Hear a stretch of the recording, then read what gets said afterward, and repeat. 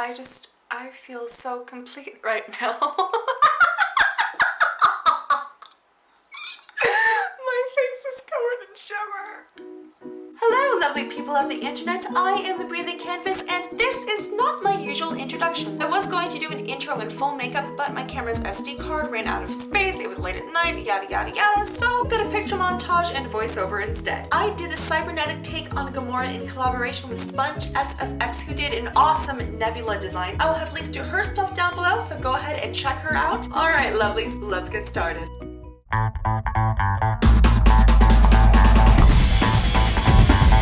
For my first trick, I'll be making my eyebrows disappear. You're going to glue your eyebrow hairs up until I forgot how much I didn't like this. You're going to do this to make them flat against your face. This reminds me of when I was at the campfire as a little kid roasting marshmallows. I guess the marshmallow was too big for my face as a kid, or I got too close. Basically, there was marshmallow goo everywhere. My eyebrows are so reminiscent of that moment. It's important to layer up with the powder and the glue so that as you continue adding on layers, your eyebrow lightens up and starts to fade away into the rest of your skin. And in case you're wondering, yes, this is oodles of fun to take off later. See all that extra white blinkiness around the eyebrows? Yeah, we don't want that. Take a makeup wipe and gently wipe it away, smoothing it out into the rest of the skin. Then to finish it off, go ahead and scrape a bit of the glue stick with a spatula or some other device and slap it on your face, smoothing it out around the eyebrow. One last thing we're going to do with the eyebrows for now is I want to go ahead and sketch in the markings.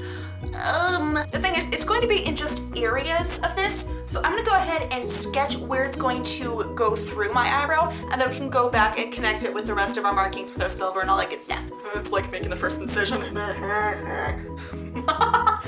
Oh my. So I'm just gonna do an angle up here. For the lower marking, go up a little bit, trying to parallel that with the line we made before.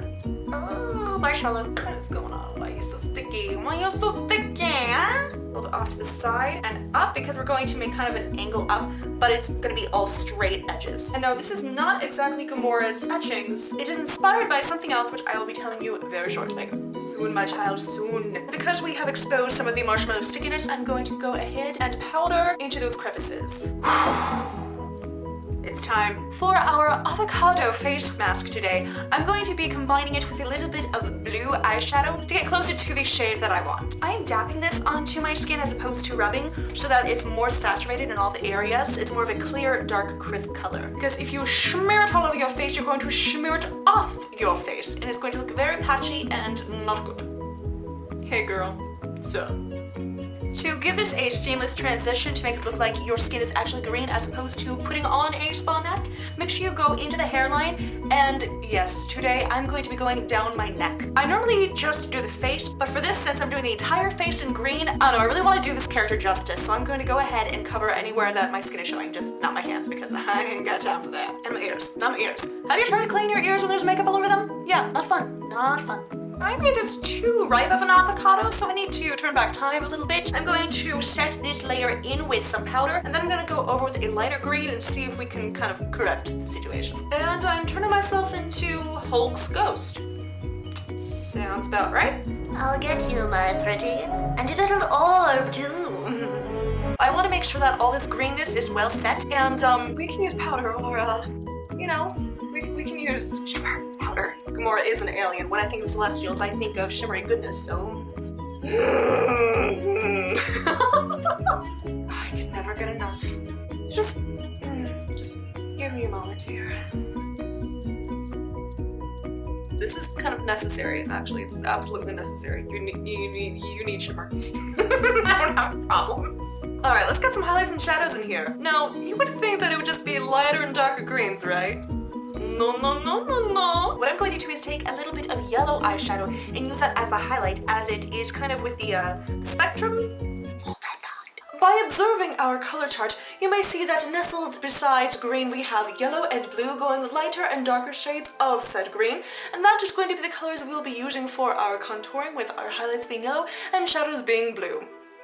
So, yeah. Go ahead and contour your face with the highlights and shadows you normally would. To blend it in, I'm finding that my brush is a bit too bristly. It is kind of taking away my makeup, so instead I'm going to lightly blend in the colors together with a makeup sponge. Now here is where the real fun begins. For this design, I didn't want to be just an exact copy of Gomorrah. I wanted to get into some of the backstory of her. So Thanos had adopted Gomorrah. He kind of altered her in some ways, one of them being skewing with her perception of him. With that, I'm looking at the earlier designs of Gomorrah. She has this like gold or yellow color around her eyes. I'm taking that to symbolize the deception that Thanos put her under. I remembered that I have gold leaf, and I thought, what if I use pieces of this like it's breaking apart, because by now in the movie, she knows who Thanos really is, so kind of that breaking of that deception. What's great about gold leaf is that it is so thin and light, it can mold itself into any shape you want it to. What's not so good about gold leaf is that it is so thin and light that it breaks so super easily.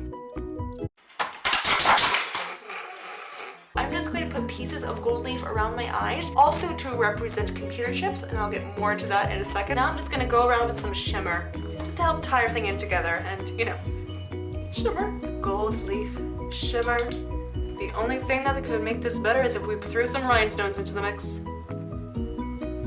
Okay, finally, I get to tell you how I am interpreting Gomorrah. So I mentioned a computer chip earlier with these. Not only did Thanos change how Gomorrah saw things, and specifically him, but he also cybernetically modified her to make her like this major war weapon. So taking that into consideration, and her face is already green, I decided to combine Gomorrah and a computer board.